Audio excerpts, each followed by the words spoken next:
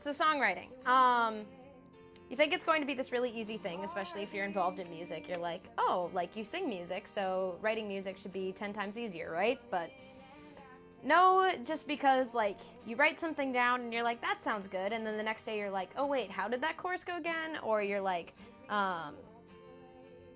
where did all these words go? And like, what am I supposed to do with this chorus because it's not working well? And then you finally write something, and then you go through it and you're like, that is like the cheesiest piece of crap I've ever seen before. And then you're like, okay, scrap that. And so then you end up like writing and rewriting and writing and rewriting.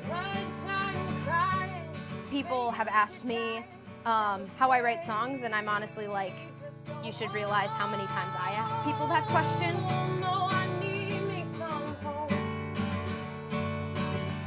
I'm kind of weird when it comes to writing chords. Like, this is in the key of B flat, but I wrote it all in G chords because that's what makes sense to my head. I don't like the key of G, mainly because, at least on guitar, like, this is the hardest for me to reach up here in terms of chords. Like, moving between them, I have to move a lot more, except when I get further down here, then it's less of a move. And E flat and B flat are both very moody, like I said, so like this is E flat. That's what I did with my first song I wrote, and then the song that I sang, that one was chords, but then I had a story that I wanted to tell. I just wrote the words, and on the side, like I wrote like verse 1, verse 2, chorus.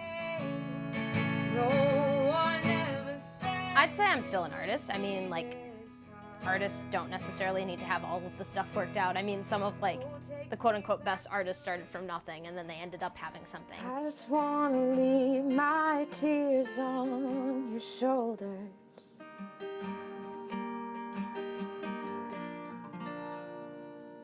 There you go.